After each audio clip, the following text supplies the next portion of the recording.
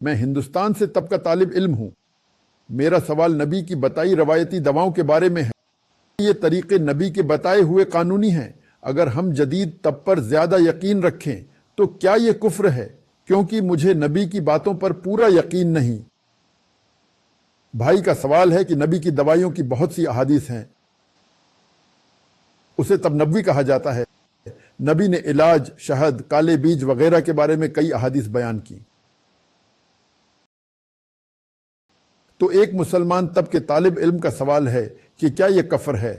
اگر میں دوسری طب اپناؤں، نبوی طب نہ کروں جیسے ایلوپیتھی، تو کیا یہ کفر ہے؟ اگر میں نبی کی بات پر یقین نہ کروں تو کیا غلط ہے؟ سوال کا آخری حصہ، نبی کی بات پر یقین نہ کرنا کیا غلط ہے؟ جی ہاں، یہ غلط ہے۔ آپ کو نبی کے کلام پر یقین رکھنا ہے، مگر اس کا مطلب یہ نہیں کہ آپ کو وہ دوا بھی استعمال کرنی ہے۔ دوا استعمال کرنا فرض نہیں، کیونکہ نبی نے دوا کے بارے میں جو فرمایا اس پر عمل کرنا سنت ہے۔ آپ نے کبھی نہیں کہا کہ شہد لینا فرض ہے۔ نبی نے شہد کے فوائد بیان کیے۔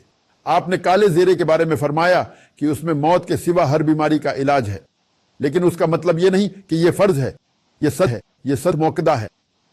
نبی نے مسواک کے بارے میں فرمایا کہ اگر تم مسواک کرو، اور آپ نے فرمایا کہ اگر یہ مشکل نہ ہوتا تو میں ہر نماز سے پہلے ہر مسلمان کے لیے مسواک کرنا فرض کر دیتا، لیکن آپ نے ایسا نہیں کیا، پس مسواک کرنا سنت ہے۔ اسی طرح نبی نے جو بھی بتایا، چاہے حجامہ ہو، شہد ہو، کالا زیرہ ہو، یہ سب سنت ہیں، یہ فرض نہیں ہے، اسے کرنا فرض نہیں ہے۔ تو آپ کہہ رہے ہیں، آپ یہ نہیں کہہ سکتے کہ نبی نے جو کہا وہ غلط ہے، یہ غلط ہے۔ آپ یہ نہیں کہہ سکتے کہ میں حدیث پر یقین نہیں رکھتا، یہ کفر ہے۔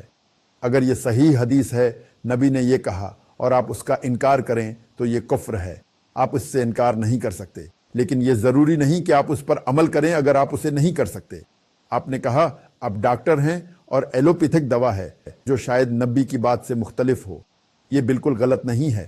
اللہ قرآن میں کہتا ہے، سورہ نحل آیت 35 اور سورہ انبیاء آیت 7 میں، فَاسْأَلُوا أَهْلَ الذِّكْرِ إِن كُنتُمْ لَا تَعْلَمُونَ۔ اگر آپ نہیں جانتے تو علم والے سے پوچھیں۔ اگر آپ بیمار ہوں تو کس سے پوچھیں گے؟ آپ ڈاکٹر سے پوچھیں گے۔